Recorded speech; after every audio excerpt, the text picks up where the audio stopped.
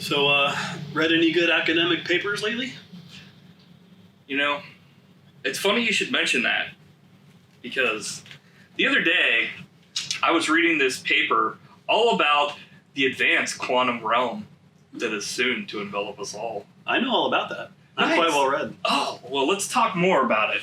Okay. Holy shit! Hey, Vince, what Matt, are you doing Mike, here? Listen up, I got some great news.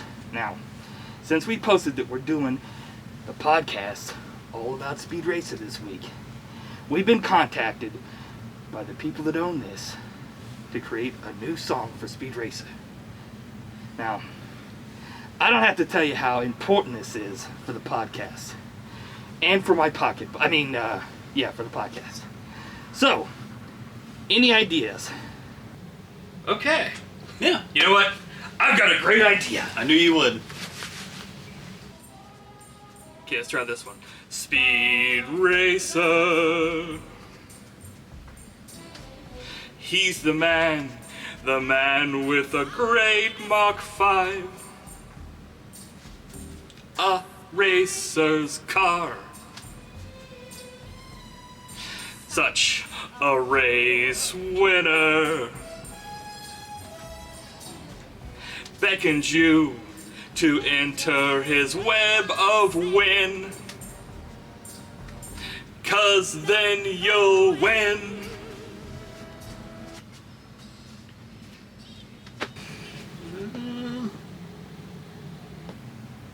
What the hell was that? If I were to say that now I raced everyone, and I want you to race no matter what tomorrow brings. Would the race make you feel something so real? Like even racing the Mach 5. Whisper your wildest race. Trixie, it's alright by me. Trixie, it's alright. Trixie, it's alright by me. No? Okay. Well, okay. I get another one. Woo!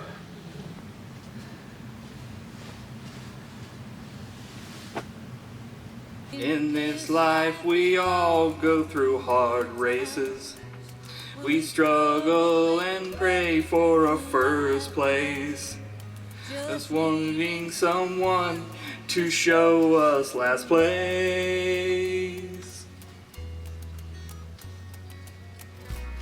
To you the gas tank might be half empty, but they're full with those without any. Hold on to hope and try to get first place. Oh, you got to get first place. If there's just one secret to winning, whoever you are,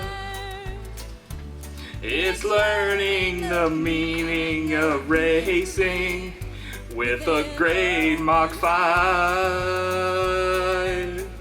With a great Mach 5.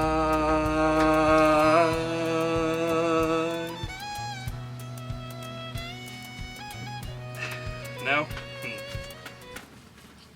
Okay, I got it. Let's try this next one.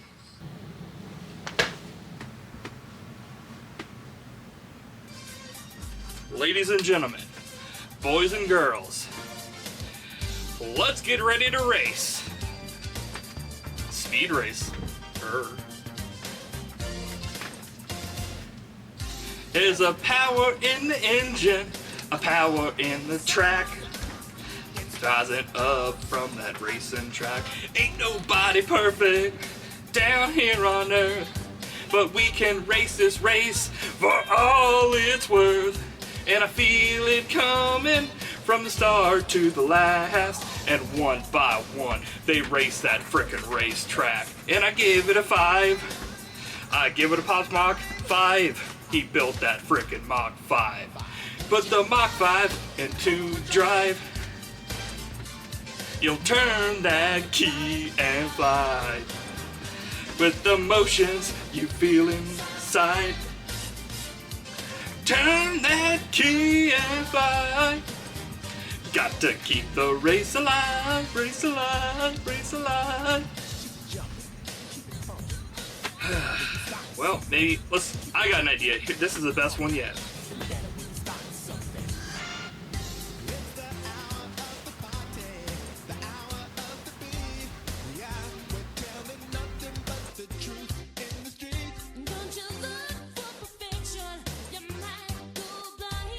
We're driving into first place with this episode. Nice. Because this week it's episode 154. SpeedRacer week. Mike week. Mike week. It is Mike week. This is the culmination of... It doesn't get much more Mike. Yeah, than this. Yeah, true. I'm sure there'll be many more Mike weeks to come. I hope nothing happens. I'm just gonna get into a fucking fiery crash in the Mach 5. But live. Okay, so, cool, these gloves, I cannot scroll.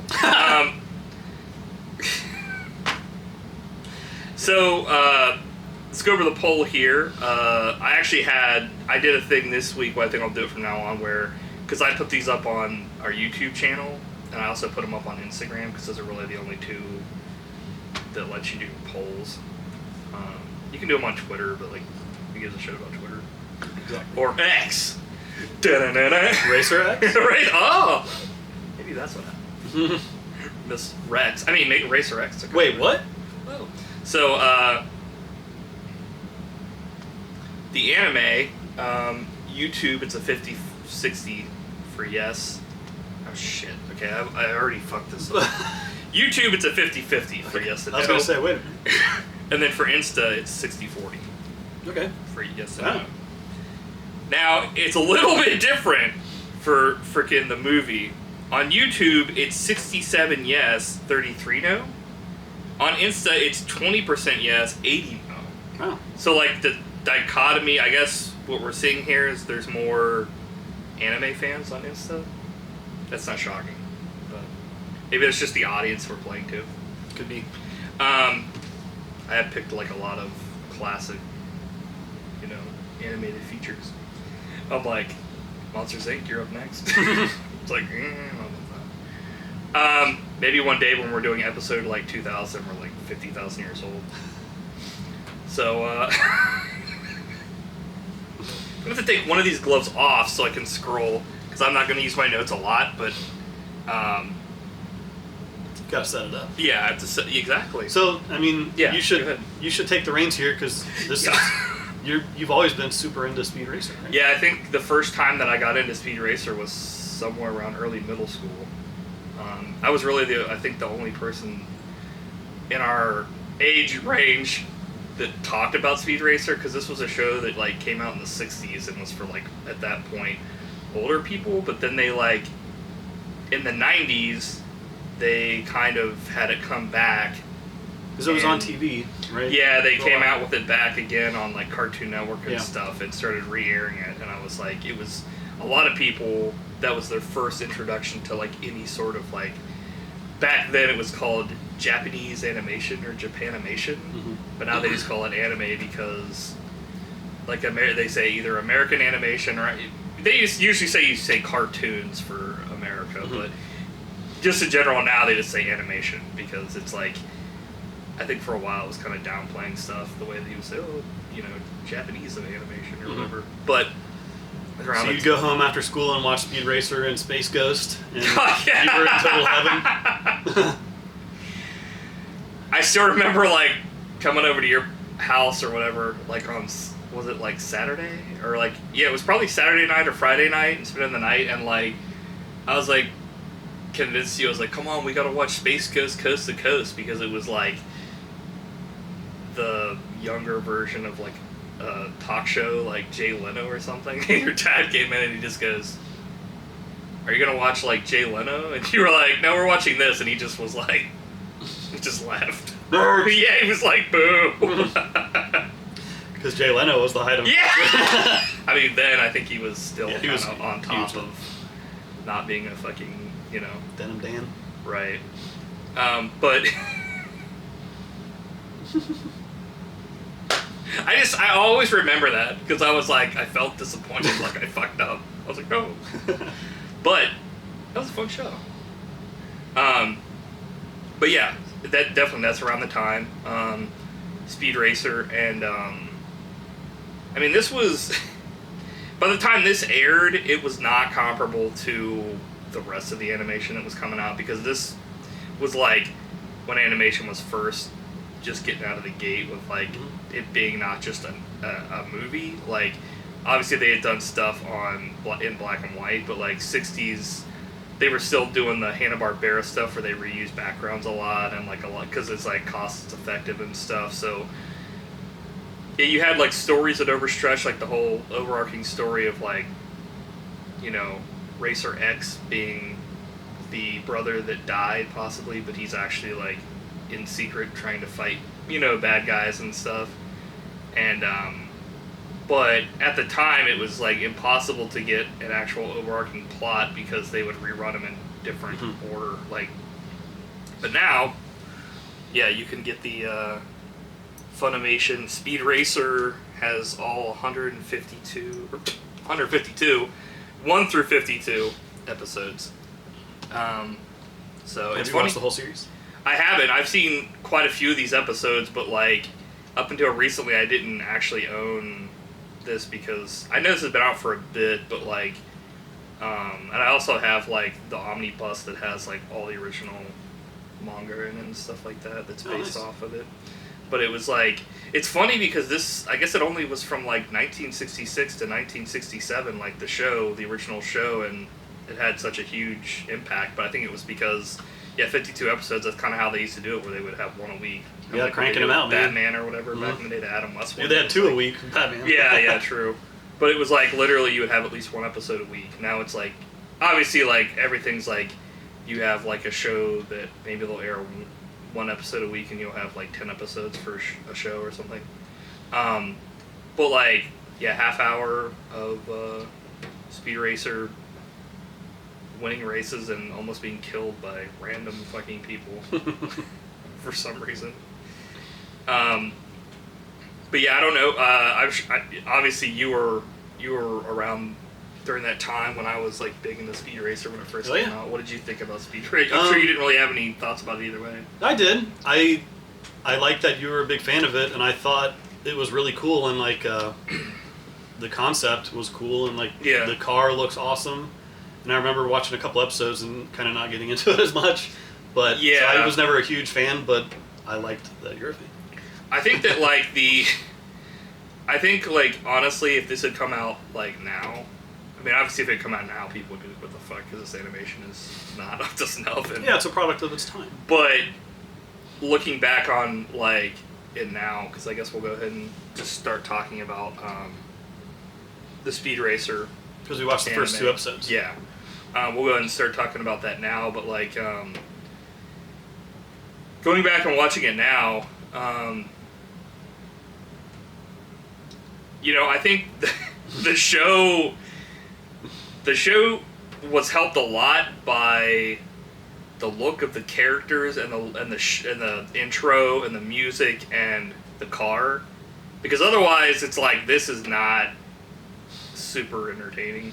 It's like, and obviously this like sets stuff up, but it's like there's a lot of like weird gags in this, and there's a lot of like, it's almost kind of like Lupin style to a degree, but it's not. I don't know. It's weird. I think it's probably because they have to reuse so much animation too. Yeah, you can tell they're limited by budget, right? Because it looks pretty janky at times. But again, it's shocking for there are cool things about it too. Like they tried, you know, how much of a pop culture phenomenon this like became, and this introduced like, you know, anime to a ton of people, including me. That I was just like, I think it's just shocking that something like this, you know, not crapping on it, but being like, I never knew until like recently they made 52 episodes of this. I always thought it was like a couple episodes here and there because like 5. Yeah, they only showed a couple on TV and it was like the same ones. I think the ones that get shown a lot is like the Great Car Race and something else, because it's like it's part of the SpeedRacer movie, which is what kind of like what I wanted to do at first, but then I was like, dude, this is impossible to find an inequality that isn't just pure shit. Let's watch just the first 2 episodes. It's shorter anyway, and you'll get the same, you know, kind of. There was plenty for me, right? But like stuff like I don't want to be too negative about it because I really enjoyed some things about it, like when you see cars driving straight down, like it looks like they're going straight down the screen, and then they come towards you. Yeah, like stuff like that, I think is awesome. Yeah. But it's just you know, every now and then you see something cool, and the rest of it's pretty janky. Yeah, SpeedRacer is kind of like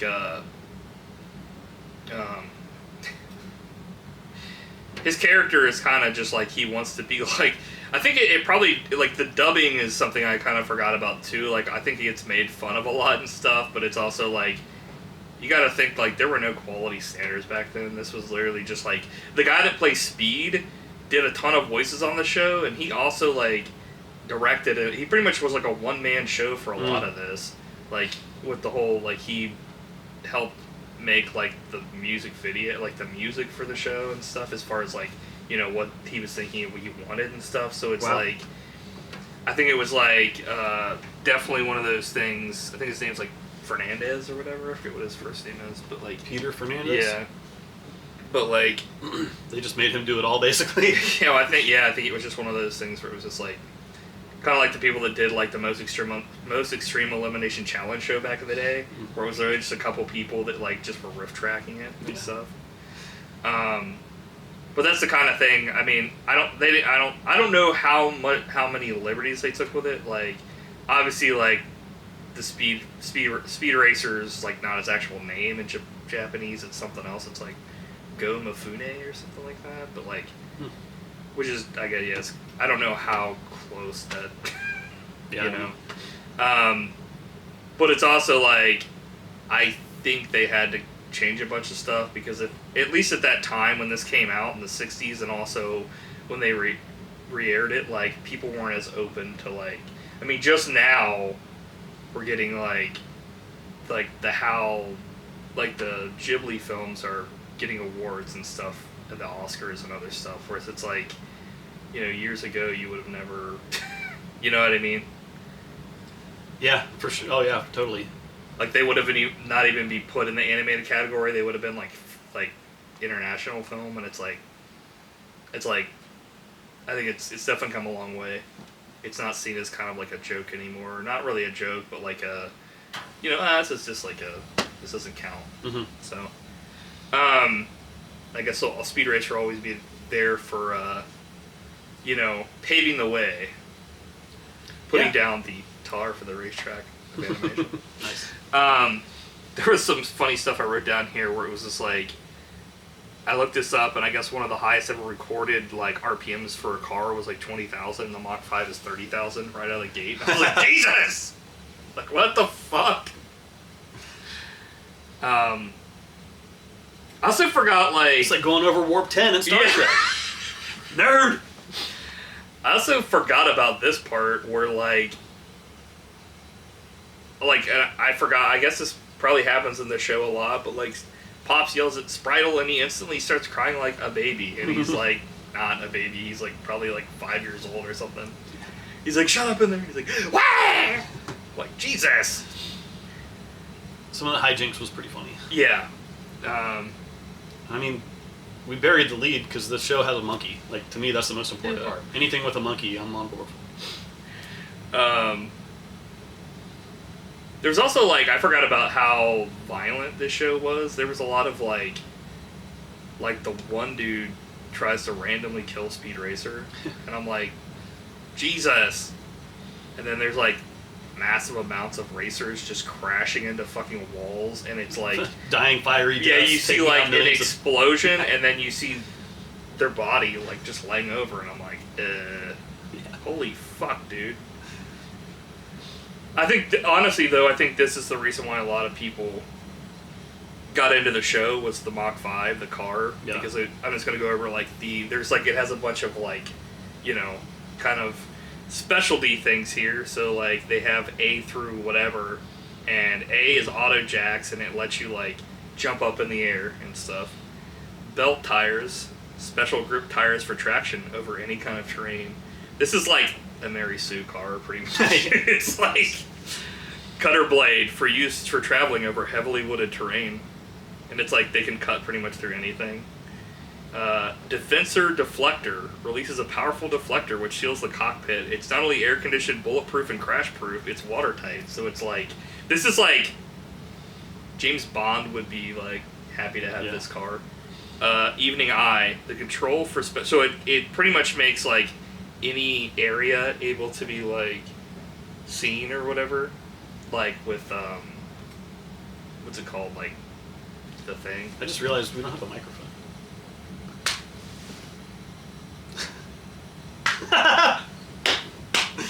We still got this audio though, right? Yeah. Okay. Also, I'm recording, and it's literally not recording any audio. It's like I'm recording nothing right now. Okay. So now that the audio... oh shit, whoops. Is hopefully... here, let's try this again. Good lord, man, I can't believe that. I mean, I can, because we almost an entire episode one time where we didn't have audio. Kevin, how many? Remember, Kevin was like... but that was in the early days. We're in episode 150 something now. Like, you'd think we'd figure it out. Well, we were off a week, so... why'd I fucking put the glove back on? I have to fucking use my phone. Are you okay? Yeah. All right. Action. Okay, action. Yeah, so we're back with actual audio now, guys. What are you talking about? This has been a perfect podcast this whole time. People are definitely not going to notice. It sounded like fucking dog shit before. I'll try to clean it up and see what I can do. I'm sure. I don't think it'll be horrible or anything. So, we were discussing the Mach 5's mini accoutrement. Frogger mode. Kind of go underwater and you can, like, see with a periscope and, like... how far does that, like, go, I wonder? And then the homing pigeon robot is G. You can essentially send, like, a little, like, thing out to... this is, like, before cell phones. So it's like, now you can just be like, help, I'm being fucking murdered. Yeah. And then one of the things that was one of the last... actually, the last note I have here is that...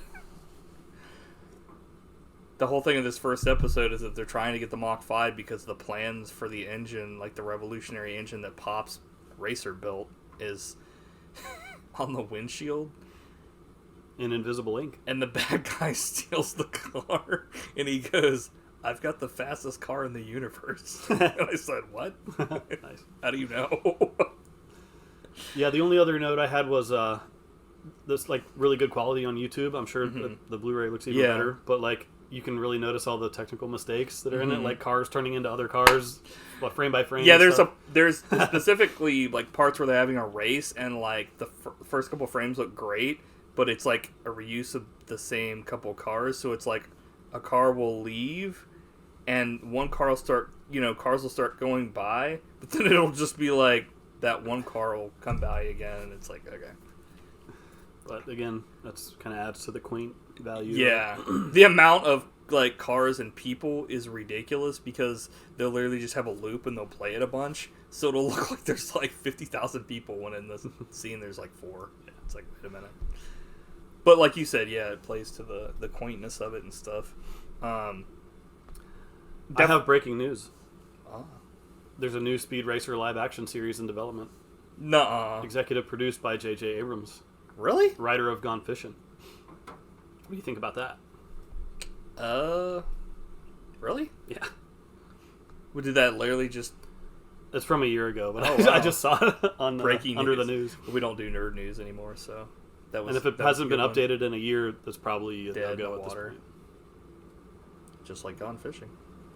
I mean, he directed The Last Jedi, or Rise of Skywalker, and that was awesome. So I'm sure he'd do a great job with Speed Racer. Anyways. I don't know, man. Honestly, I guess that kind of leads into the live-action movie. Yeah. Let's go ahead and talk about... I'll have some stuff to say about that, I guess. I mean, I think after watching this again, I was like, man, the Wachowskis... it's a shame they've devoted so much of their time to The Matrix because, like... I mean, obviously, we've talked about other films they did, like Bound and stuff. But it's a shame that, like, they literally, like... were just like, let's come back with Matrix again, and I was just like, because like SpeedRacer is like.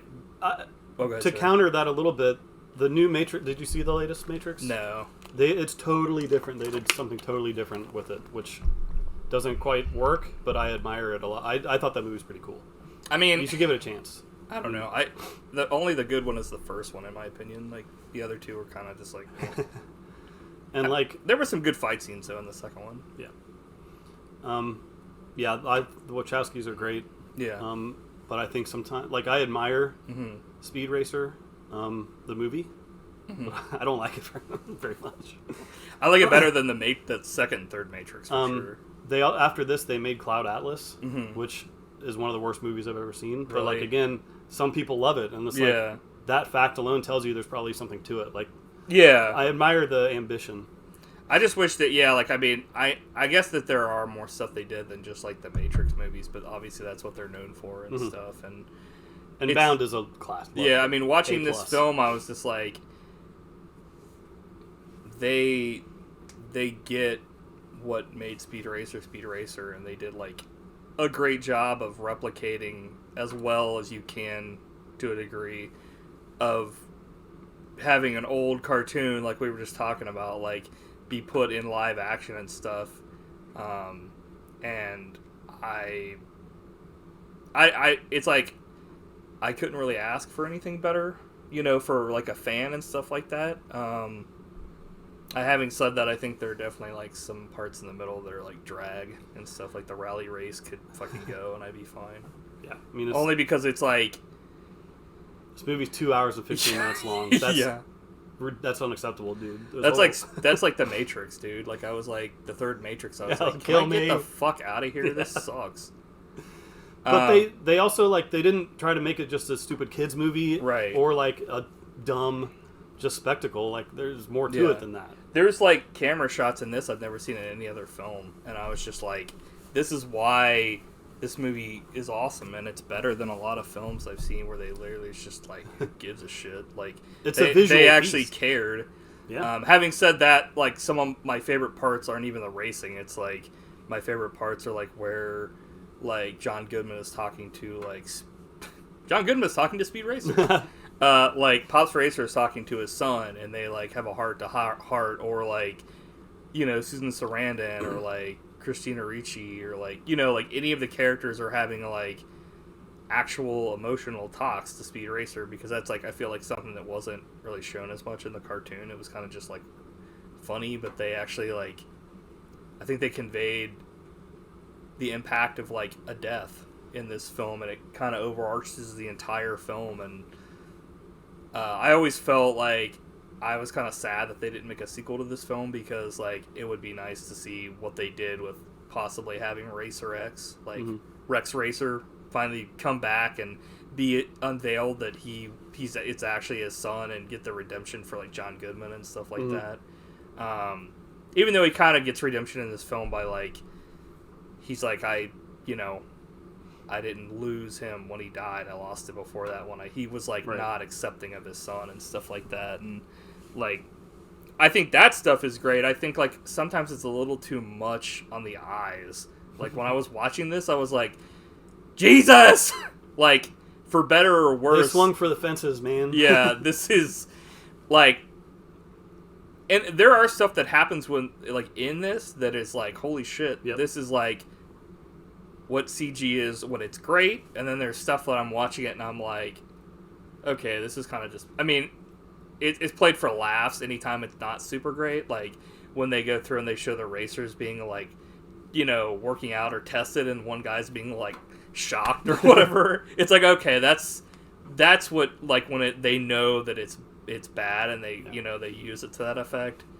It's not a perfect film, obviously. Yeah, I think those wild shifts in tone, like what you mentioned, some of those super serious scenes, which they were good. The acting was awesome, but like, it's just a weird shifts of tone that don't quite work for me. Well, it's weird because like when you watch, what is it, like the racing, and then they'll show the people in the cockpits. It's like going from like, a really weird, like, it's like almost like watching like I guess like an animated thing, which is like, I mean, that's what it is, I guess. But like, It's good like on a them for wild that. art film. But then you like, then you like show the people, and it's like kind of, it's like the uncanny valley to a degree of like Roger Rabbit almost. Yeah, it's like Sky Captain in the World of Tomorrow, like right. so that is like looks horrible. Right. But I think it's like kind of critic proof because you can say, well, it was supposed to look that way.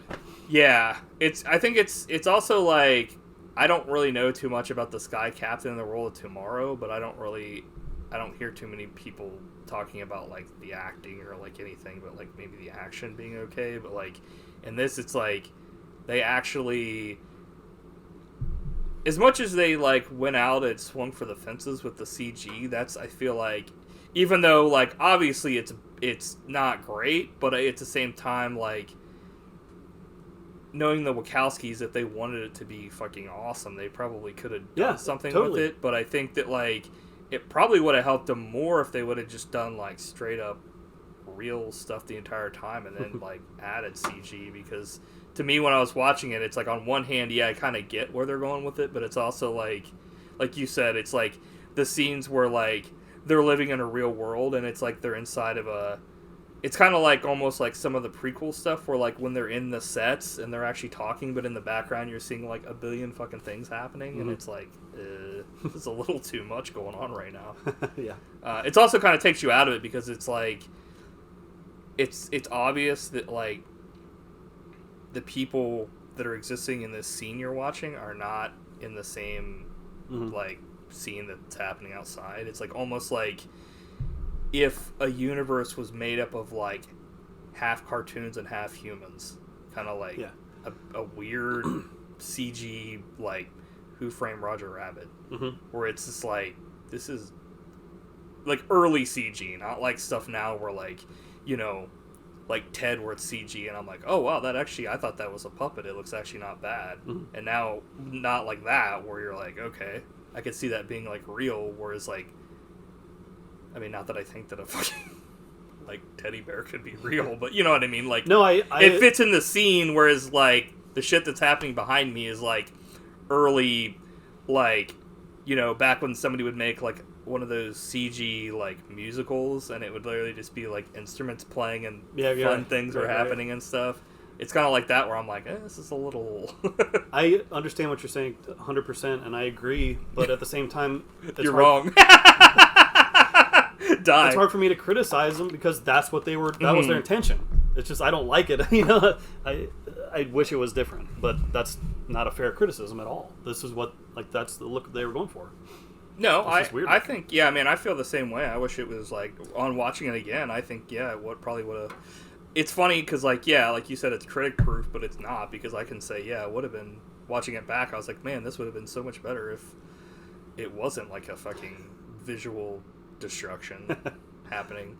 Now, having said that, there are parts in this that like I think it is aided by that. Like at the end when Speed is like he finally wins the race and he's coming through, and that was awesome. I was like, this is so cool. Yes, the shot where it just like turns into the red and white checkered tunnel. That was great. It's like SpeedRacer, like Star Wars or Star Trek, like warp style. It's Loved like, it, dude. Yeah, that was a highlight for sure. And the part where he's racing at the end where it's going back and showing all the stuff where he talks to people and it's like you'll never be able to, you know, and his dad's like talking him up and all this stuff. I was like, this is, you can tell that they're fans of SpeedRacer, and like, you know, I'm not also, like saying like every movie should be like that's, you know, based on the, you know, should be like this, but like a lot of times I'd rather it be like this than someone being like, let's grab like say the rights to Hellboy and make a new film, and it literally has no charm.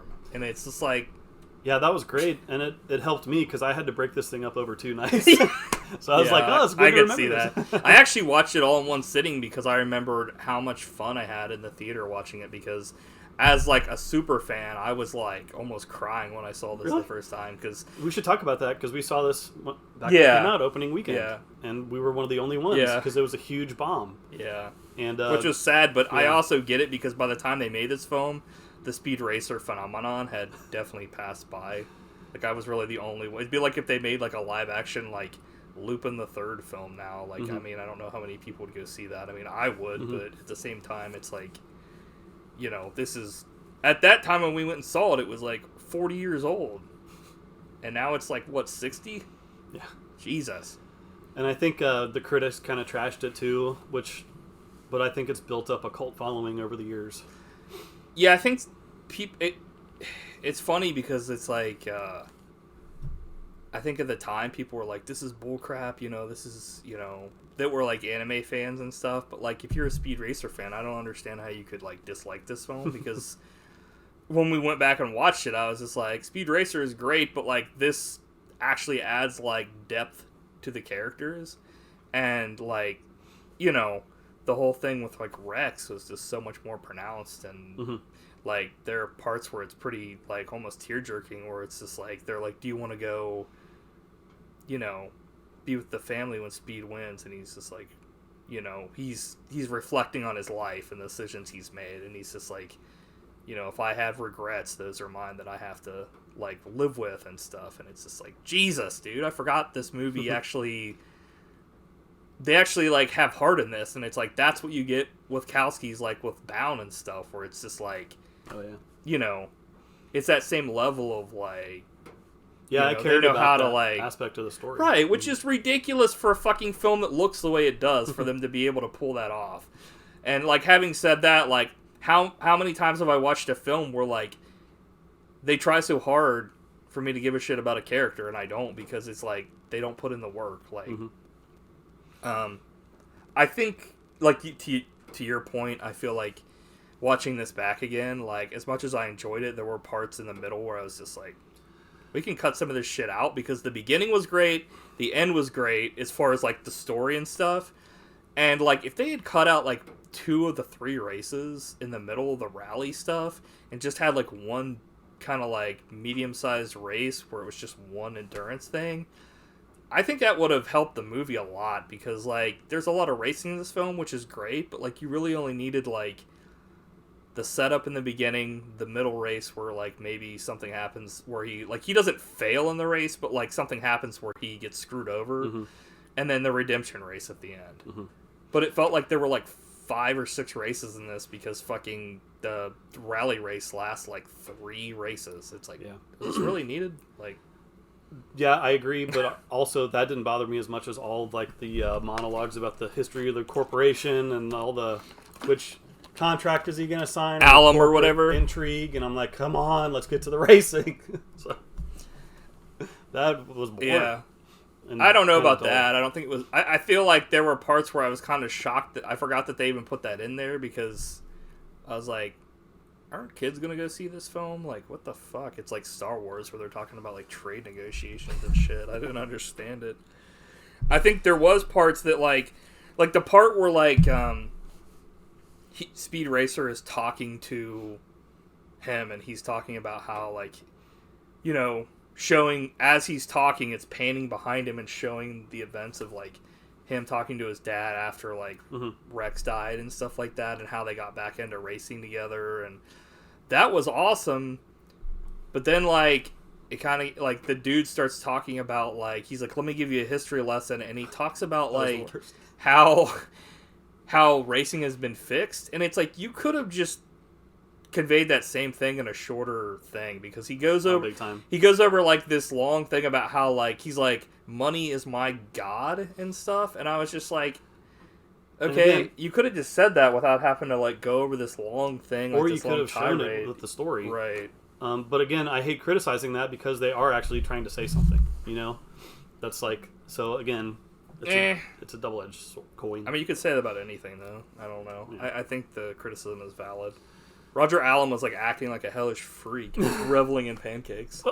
Dude, so I actually made a note about that, because it reminded me that my favorite pancakes are the ones your mom used to make. Ah, well, she made the best pancakes. We'll have to have you over sometime. Yeah, they were huge. Sure. They were the size of a whole plate.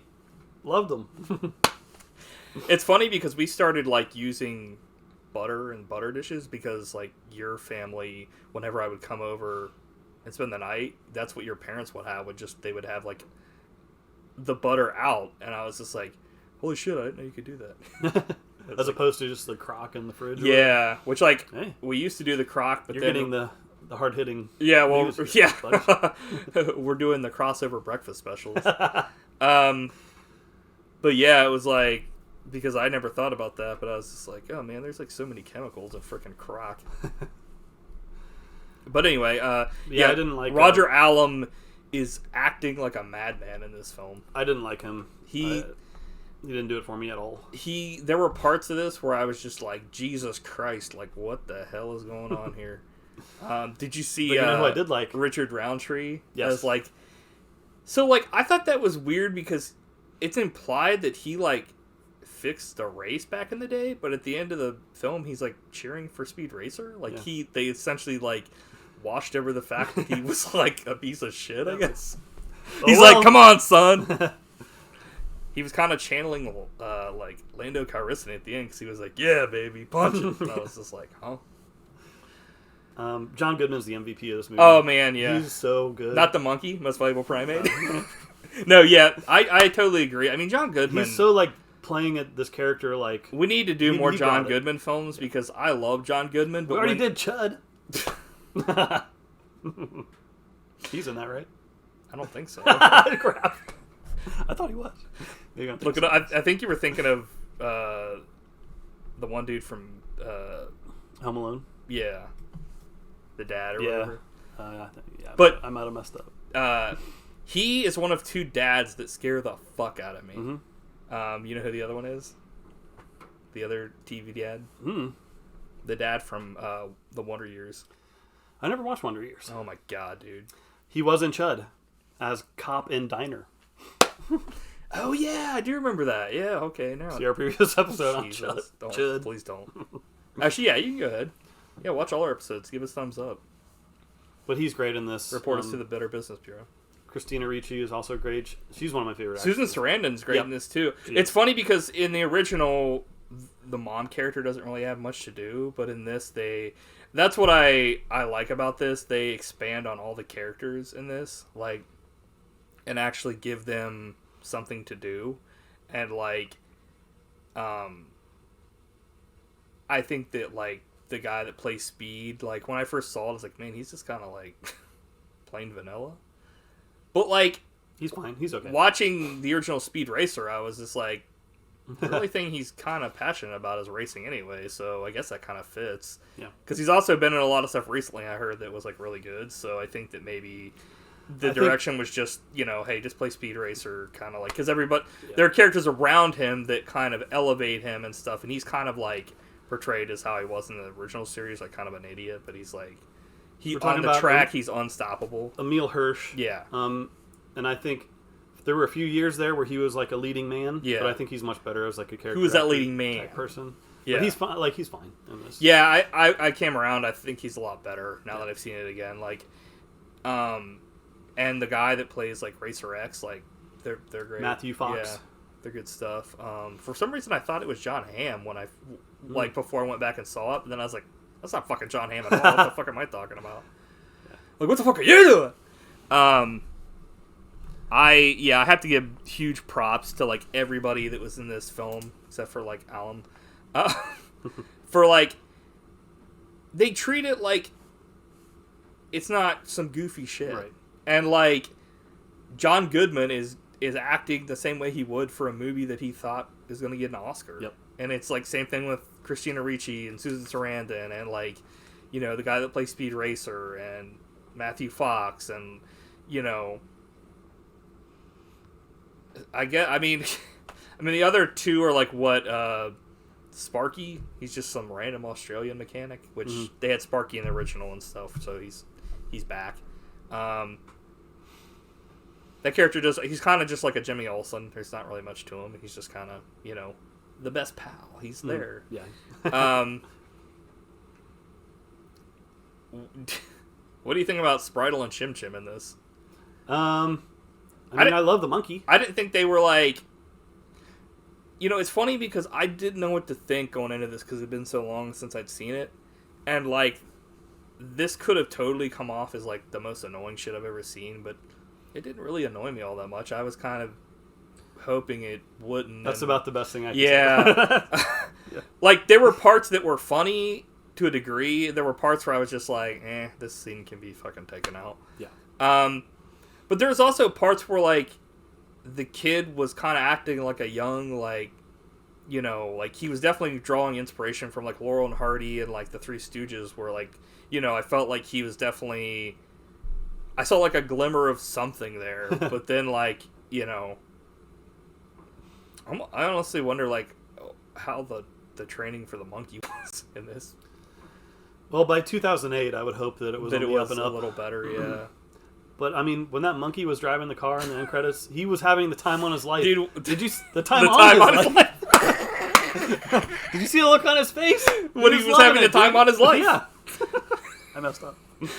Also, like, I forgot about that part where they play, like, Freebird, and they're, like, driving through the thing, and, like, the monkey's driving. I was like, I totally forgot about these parts. Like, also the part where, like, they're having, like, a sequence where they're, like, having, like, a kung fu battle or something. And it's just, like, yeah. I guess it was... I forgot about the whole candy thing from, like, where they, like, get a bunch of candy and eat it. Also, like, funny. The guy says, I think we have rats again? Or we have rats? And I was like, how would a rat get on a plane and then just unwrap the candy and not just eat the wrappers, too? Like, what?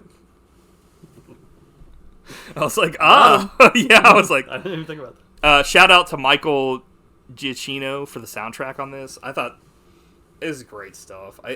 They kind of sprinkle, like, the SpeedRacer theme throughout, and it's not, like, to the point where you're like, that's all you hear. There's, like, other stuff that's good, and it's like it all works great for you know, the film. They have, like, the inspector detector guy, and when he shows up, it's more, like, spy-ish, like, kind of you know, kind of stuff. And he's had some amazing scores. Yeah, like, I think he puts out too much content. Because that dude scores everything, and not all of them are memorable. But this one's definitely good.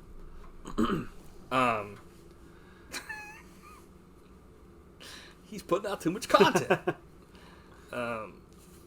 Yeah, I mean... So, my biggest criticism of this movie is I don't like the racing at all. I think it sucks. Yeah. It's edited poorly. And I will say that it's hard to kind of, like, see what's going on. There's no sense of height problem. I just wish it was better. I don't like the way the cars are, like, always spinning around. I think it looks dumb. I wish the racing was better. Yeah. But, like you said, there are moments where it transcends into awesome, like, amazing stuff I've never seen before. Yeah. So I'll give it props for that. I think, like, the action in this is better than some of the action I've seen in some films, but it's also, like, not... Like you said, it's like... I just wish it was better. Right. I think, like you said, it's like that same problem we had with some other films we watch where, like, the film could be great, but, like, it's like there's too many, tight zooms and too many, like, here's the frame and the cars are, like, taking up almost the whole frame. So it's like, dude, I can't see anything here. Like, yeah.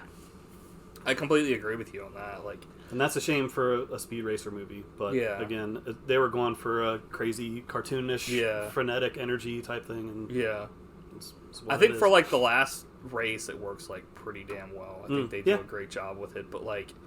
That's probably the best one. Also, like, the first race, I think, is not bad either. Because, honestly, I think I just don't like the rally race because it's so... Like you said, that's the height of the fucking out of controlness of this. And the first race is mainly, like when he is racing and he's going to completely demolish his brother's time on the track and he, like, lets off the gas so he, like, doesn't beat it. And, like, he's, like, crying, but he's crying happy because he's, like, won the race and he maintained his brother's, like, legacy and stuff. Because he loves his brother so much and, like, looks up to him and stuff. And they kind of do the same thing in this where, like, Sprido looks up to him and he's gonna, like, leave and he's just like, can I come with you? And it's like, he thinks he says Rex, but he says Speed, but it's like, he sees himself and it's just like, dude. So it's like, that stuff is great. Like you said, it's like, but it's also like, when I was watching Speed Racer, like, the cartoon again, I was just like, some of this racing isn't as interesting as I remember it being. But maybe it's just I'm not a huge like racing person. I don't know. But you know, it's what it is, like you said. It's definitely an interesting way to do it. Like, they could have gone totally, like, lower... well, not lower budget, but they could have gone totally, like, lower... Like more realistic and stuff. Yeah, I mean, there's a world where it wouldn't have been, like... I don't think it would have been as good for SpeedRacer's world, because... Probably. Regardless, like... Even if they had just... Like, the sets themselves are always great, because when they're inside an actual set, it's like... It's like if the entire world was mashed into one, like every culture was mashed into one thing, because you have like, you'll look over here and there's like something going on that's like African, something that's going on that's like Japanese, something that's like Hindu. Yeah, there were a few times where I just paused to like look at the frame, like, whoa, this is a work of art. It's like the entire world like got essentially like America a melting pot of what they say, you know, but like that, it's like, you know, architecture from all different, you know, had been. It's like, what the fuck? So they did a great job with that, and it's like a cool idea. Totally. It's definitely like a futuristic kind of landscape for sure. They use like old stock footage of like crashes and stuff, which I thought was kind of funny. That's cool. Because it's like, how far in the future is this? Because they're using like nuclear fucking accelerators essentially. It becomes retro at some point. Yeah. It's interesting.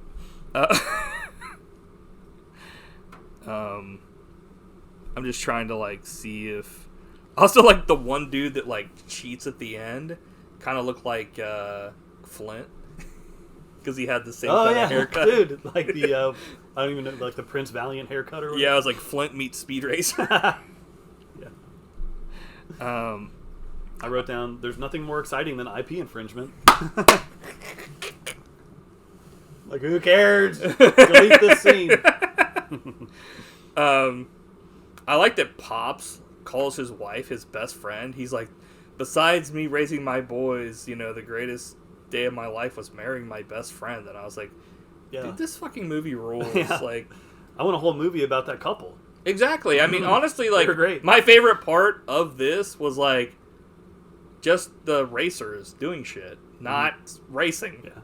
And, I mean, like, some of the action was kind of goofy and stuff when they had fights, but it was definitely different. Like, when they had the whole, like, thing where, like, they're about to be killed and then, like, they turn the tables and stuff and, like, start beating on the bad guys and stuff. I was just like, this is very cartoon, you know, anime, cartoony. You know, it fit perfect for what the original source material was and stuff. And when John Goodman wrestles, it was like, holy shit, they made him like a beast. Yeah. Like, he picks up a fucking, like, dude, like a ninja, and is, like, going like that. He turned into, like, a human Abobo. Yeah. Well, I guess Abobos are humans. Yeah!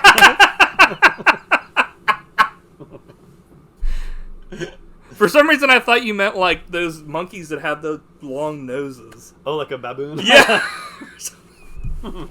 He's a human baboon.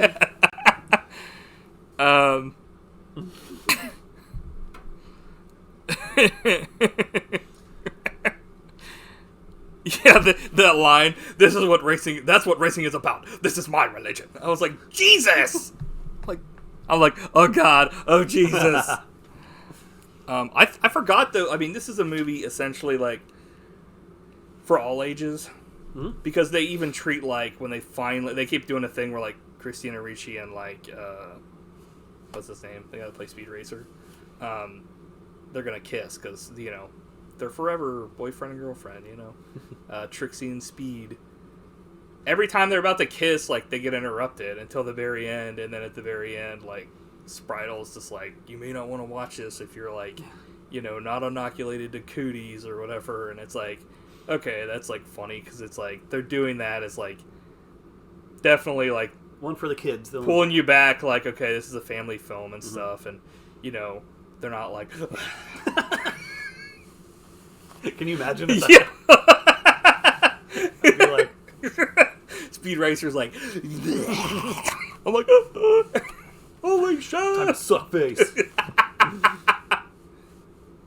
He's like, suck mine, I didn't wipe! I'm like, holy shit, he's a fucking demon! But like, that kind of stuff, because you have that, but then it like, there's another part where like, at the end, in the end race, SpeedRacer says, "Get that weak shit out of here." And I went, "What?" It's like kids are watching this. Spritle flips off the bad guy at one point. He's like, "Nah, nah, nah," like mini me, and I was like, "Arr."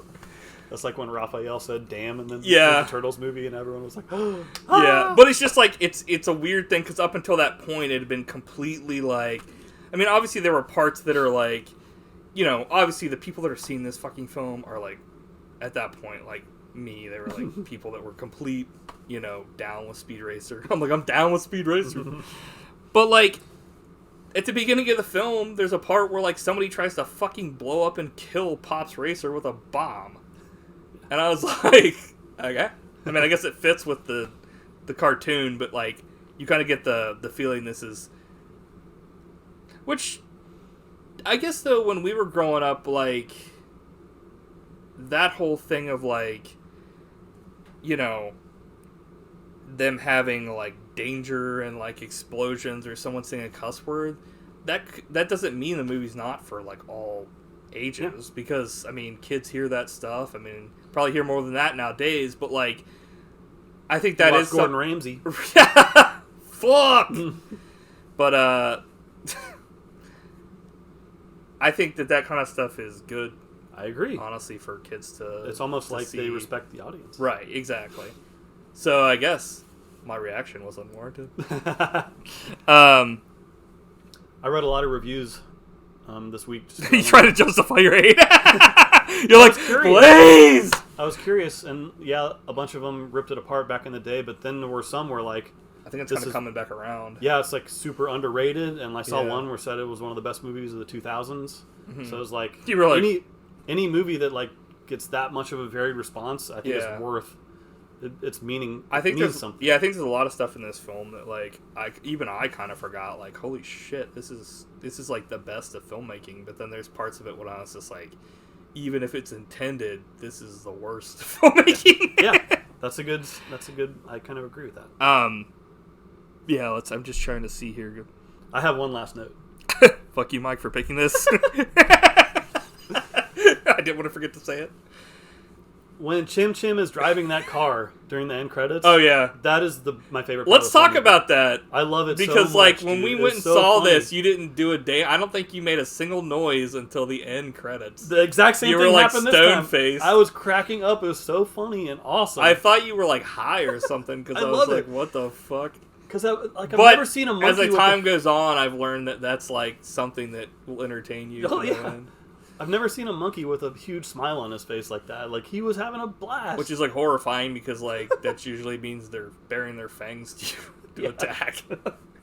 Maybe that's what he was doing. Like, get me out of here. But that was so funny, dude. And then he's sitting on the wheel and spinning around. It gets me every time. The part where he, like, hits the dude with the wrench and they just replay it a bunch, I'm like, oh. Also, like...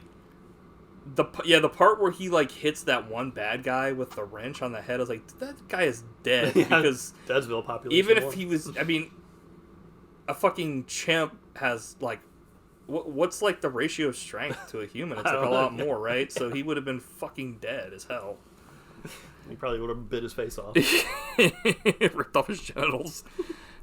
When Speed gets screwed by Togo-con or whatever, he fucking rages. I was like, Jesus. Let's see if there's any more notes here.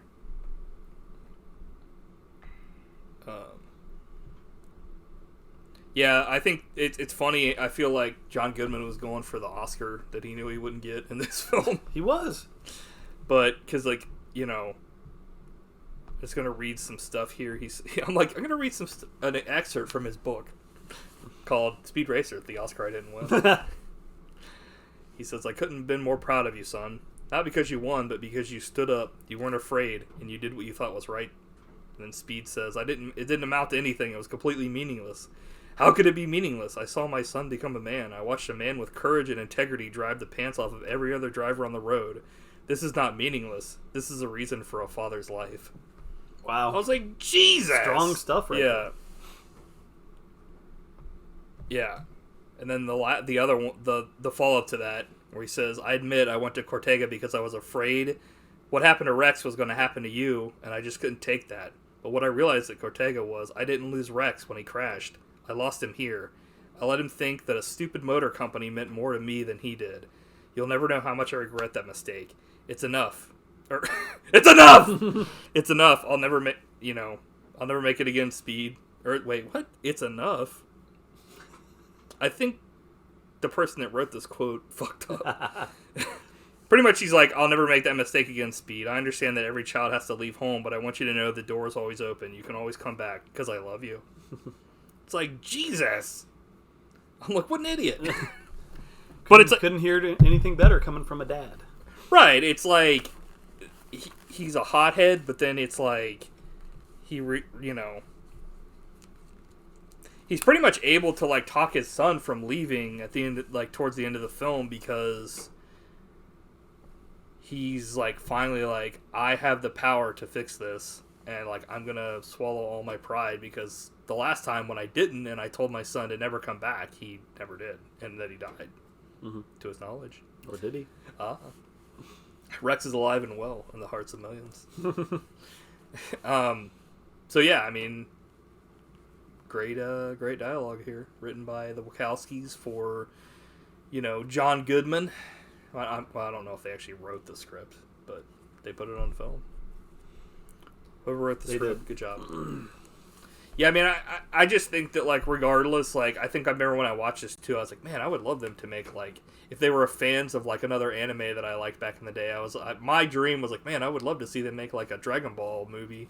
I was like, that would be so cool, because I was watching The Matrix, and I was like, a lot of the stuff they're doing in this is, like, total ripoff of Dragon Ball, and sadly, they never did that, but, like, one way or another, it would have been, like, 100 times better than the actual live-action Dragon Ball film we got, and mainly just for the fact that they just have so much care for their, like, for the subject matter in this, like, whether you dislike it, you hate it, you think it's okay, or you love it, like, this is their vision. Yeah. They got the enemy wishing that they stayed at home instead of watching this film. Yeah, I mean, at this point, I'll see anything that they do going forward. I mean, there's always something worthwhile, I think. SpeedRacer 2 coming to theaters soon. Like Cloud Atlas 2. I'm like, no! I'm like, go SpeedRacer! Go SpeedRacer! I'd be all down to see a SpeedRacer film, but at this point, I don't think that'll ever happen again. It's also kind of a niche thing at this point. But I was like, man, they would have made another anime film or another, film based on a cartoon. That's true. They're like, just kidding. Matrix again. I'm like, I make it seem like I hate the Matrix, but I have fond memories of the Matrix from back in the day. It's kind of like your face. Oh yeah, Matrix. You're like, I like the second one a lot. The third one, not so hot. I think the third one kind of just went off the rails, but maybe that'll be time. Maybe there'll be a week where we do a Matrix week or something and watch them again. Or maybe we won't. We'll see, brother. I feel like there was another person we were kind of talking about that. Oh, it was James Cameron. It's like he's on Avatar fever, and we're like, it would be kind of nice if he did something different. Yeah. By the time much so that he knows he's not going to live long enough he to was make like, all the Avatar movies he he's wants. like, dude. It's like, Jesus. Yeah, he was like, I will have to pass down the legacy to someone else. And I'm like, is this really the legacy you want to leave behind? Like, I don't know a single fucker that's like, Avatar for life. Maybe by the end, when you're an old man, yeah, it'll be you. Maybe they'll totally, I'll still be young. Like when you're an old man. If they gave me the reins to that, I'll be like, okay, first scene, the fucking planet gets blown off, everyone's dead. The next millisecond, we're doing Terminator 20. It's like, wait, what? That would be a dark fate. Yeah. The Navi is just like, I'm a genie in a bottle. I'm like, they just blow the fuck up. Okay, so, yeah.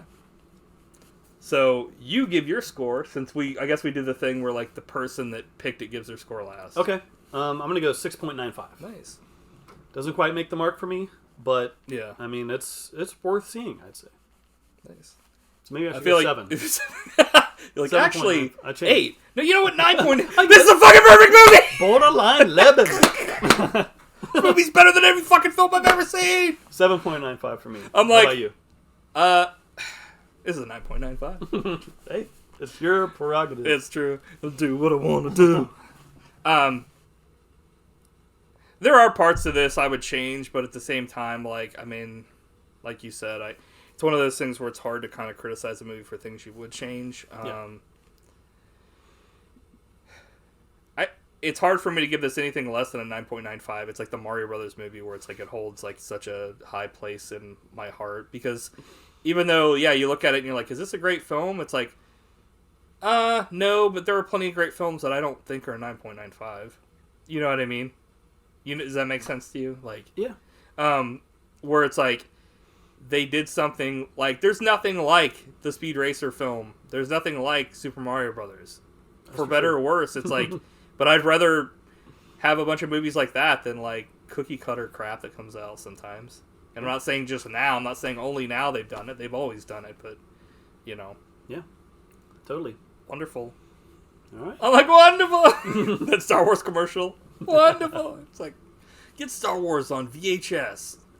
The new editions. Wonderful. It's like, man. Or like that commercial with the prequels where like Yoda's like this and they play the stuff in reverse and the DVD goes on his hand and he's like... Is that the same one where they're like, Yoda man? Yeah. Dude. It's like, Jesus. Bad times. The darkest time. Yeah. So, all right, we've raced our way to fun. Into your hearts. Yeah. Now, what will we have next time? So my goal, or one of my goals for this year, was to do more movies that I've never seen. So we're going to watch something I barely know anything about. I love this. Ganja and Hess, starring Dwayne Jones. One of the few movies he starred in besides Night of the Living Dead. Oh. I know very little about it other than it's a horror movie, so... They're going to say I know little about it other than it's a horrible movie. I'm like, wait a minute, what? So we'll see. But so what is this first called? time watch for me? Ganja and Hess. I probably completely fucked up how to spell that. I'll find it though. Okay. I think it's from 1973. Okay. So I just found a weird watch to pair with it from 1973. A sitcom starring Dom DeLuise called Lots of Luck. So it's 1973 week. LOL. Lots of luck. Foreshadowing for next week. Lots of luck. Yeah, good luck to us because we're pilgrims in uncharted territory. Yeah, it's rare when like I guess that's kind of that's the thing though is you've seen like way more movies than I ever have or ever will. So like for you it's probably there might not be a lot to say about some of this stuff if you've seen it before, but for me like I do the revisit train a lot because it's like I'm like, was this still good or you know? I'm guilty of that for sure. Yeah. Well, you're going to jail then. Like tase his ass. You're like, what? But yeah. Hopefully it'll be interesting.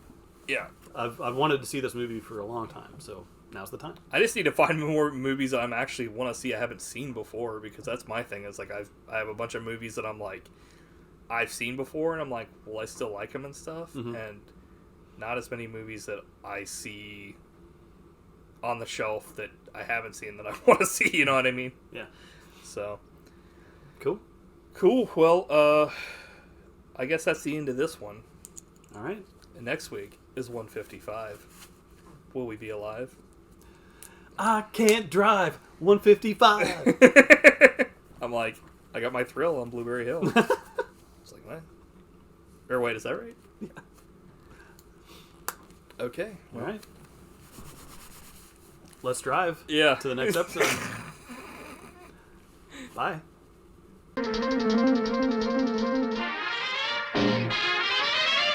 Here comes SpeedRacer. He's a demon on wheels. He's a demon and he's gonna be chasing after someone. He's a market, so you better look alive. He's really revving up the power for Mach 5. And when the odds are against him and it's dangerous work, you bet your life, SpeedRacer, we'll see him through. Go Speed Racer, go Speed Racer, go Speed Racer, go! He's off and flying as he guns a car around the track. He's jamming down the pedal like he's never coming back. Adventure's waiting just ahead. Go Speed Racer, go Speed Racer, go Speed Racer, go! Mike, please, enough, stop! Good Lord! Because I loved it. That was awesome! I can't wait to hear what they think of that. Okay, I'll see you guys later. I'm gonna go get paid. I'm gonna go check and see what they think of it. Yes! Instantly turned off again. It was like, no.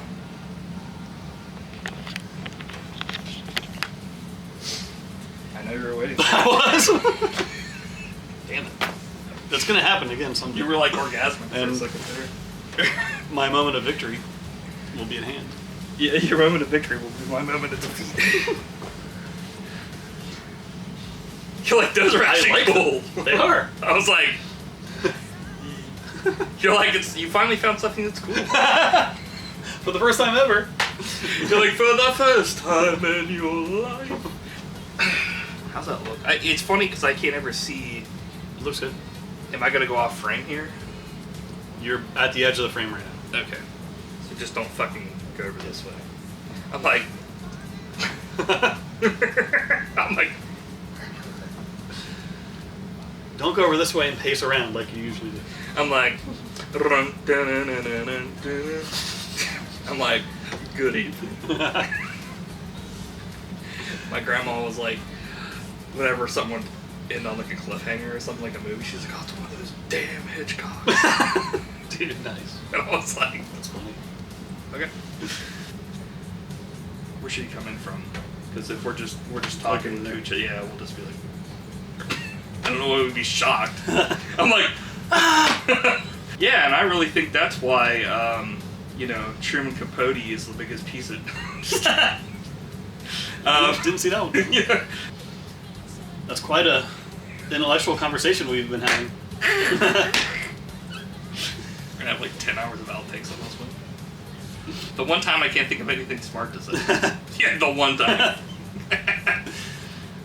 Okay, well, once again, I've got a great idea.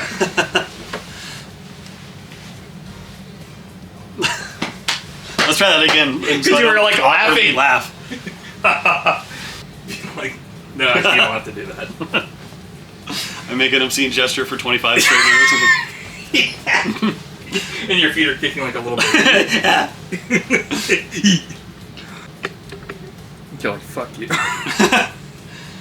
Mike, please, enough, stop! Because I loved it. That makes no sense. But it was funny. Stop! I love this.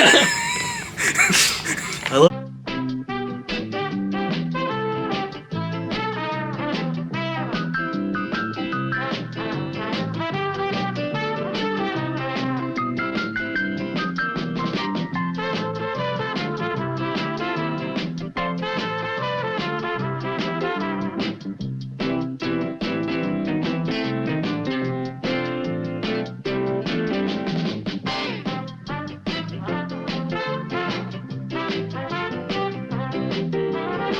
Go Speed Racer, go Speed Racer, go!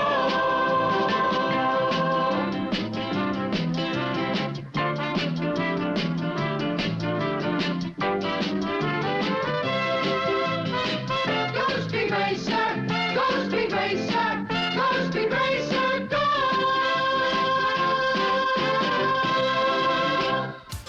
9.95. Emotion is feeling so high. 9.95. In overdrive. Put your body in overdrive. 9.95.